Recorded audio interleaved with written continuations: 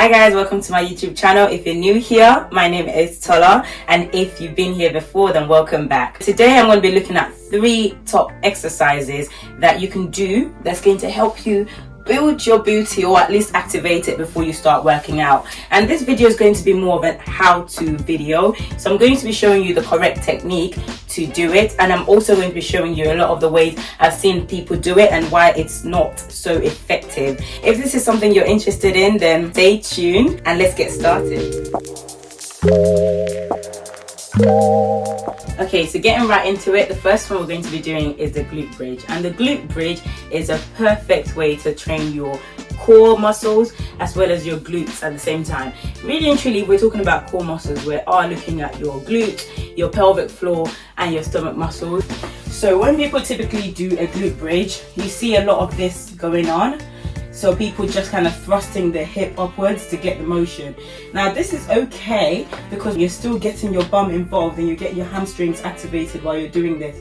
But if you really want to get your core working and your glutes working, what you want to do is imagine that you're curling upwards. So what I'm going to do now is I'm automatically going to push my back down, and what that does is it tilts my pelvis downwards towards me. So it's like I'm not lifting my bum up, I'm just tilting my pelvis towards me. And when you've done that, you then want to start off by lifting your bum before you lift your back. So I'm not just doing a whole lift, I'm doing a curl, and I'm going to keep curling until it gets to my back. So what that does is engages everything, including my stomach muscles, because I'm now making everything work.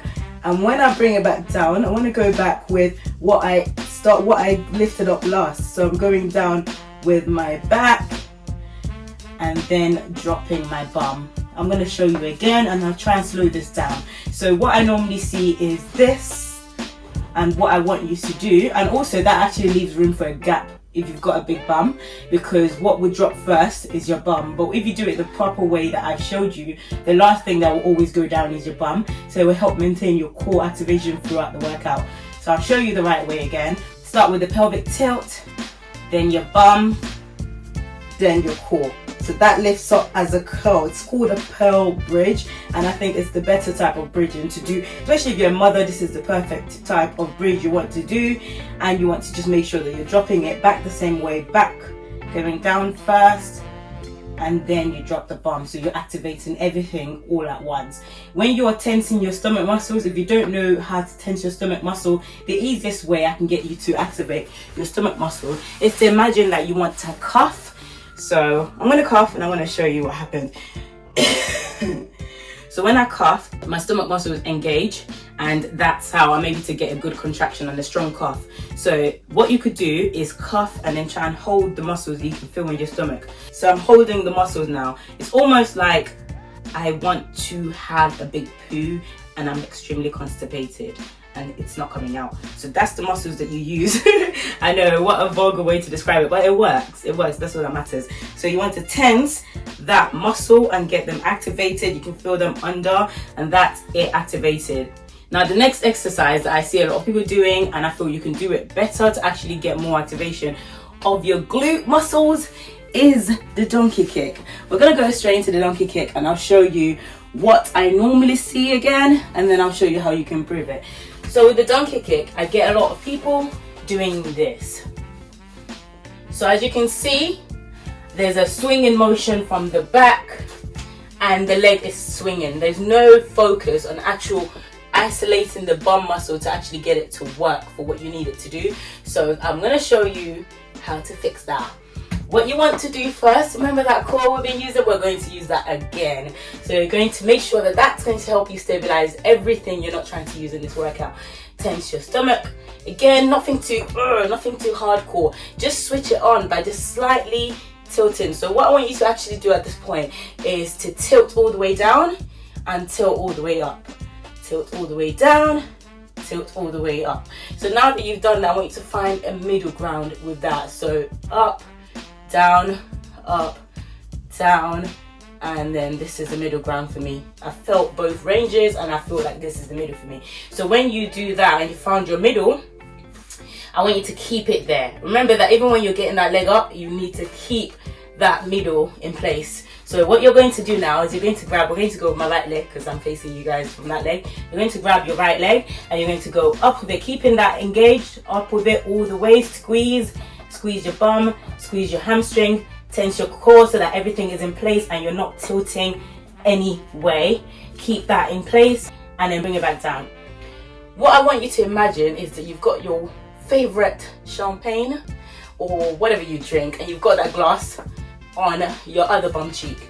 Now if you do this, it's going to tilt and it's going to pour, right? And you're going to break your favorite champagne glass. You don't want that. So what you want is to get into position, keep that leg firm, keep the core engaged, and go as slow as possible. Get a good squeeze from your stomach, get a good squeeze from your bum and your hamstrings, and gently bring it back down. Now this is obviously a little bit more boring, but what you're actually doing is you're actually engaging the right muscle groups, and you should feel that you're probably shaking from just doing a few of it because you're actually doing it properly. Now the last one I'm going to show you is a variation of the glute bridge. Now this is a bridge, but it's a single leg bridge. If you haven't perfected your bridges, do not move on to a single leg bridge because you might feel you're doing it right, but in fact you're doing it with the wrong technique and it's not going to be effective. So when people do the single leg glute bridge, that is such a mouthful, you get people in the right form to start with. They raise the leg up and then it goes up and down, and there's this hip shift to lift this bum up. So this hip shift that's lifting this leg up is actually not helping to get the maximum work from this leg because you're actually tilting your body over rather than lifting. It's all about your muscle balance and stability, and that's literally where you get your strength from you being able to control your muscle to go exactly where you want it to go. If you're a beginner and you want to advance from doing a glute bridge to doing a single leg glute bridge, what I would recommend you do, you need to start up first with the glute bridge. Lift the leg up, make sure you're maintaining that ratio. Both hips should be as high as each other. It shouldn't be one up or down, and then you bring the legs down. So I'll show you again. Bring both legs, lift up with both legs, take one leg off, maintaining that distance, bring it back down, drop your bum. We'll show you again. Lift both up, leg off, leg back down, bring it back down. Now if you feel you're up to it, then you can lift the leg up, curl up, hold it, back down, up, back down. Now the difference there is there's no shifting of weight, and I worked by making sure that my progress from this part was good enough before progressing into doing it fully with one leg without the hip hitching. Now that's 3 exercises that are perfect for growing your body and giving you some nice hamstrings. Now I've given you 3 exercises that you probably knew about already that you could do to help you get a nice booty and make sure that you're working on your hamstrings as well. These exercises focus very little on your quads, but they also get you a nice tone on your stomach muscles as well. I hope you've enjoyed this video and I hope you found it useful to some degree. If you'd like to see more videos like this, please give it a thumbs up and leave a comment below. Let me know what your technique was like before and if this video is of any benefit to you. Please remember to like and subscribe. Thank you so much for watching, and I'll see you in my next video. Bye.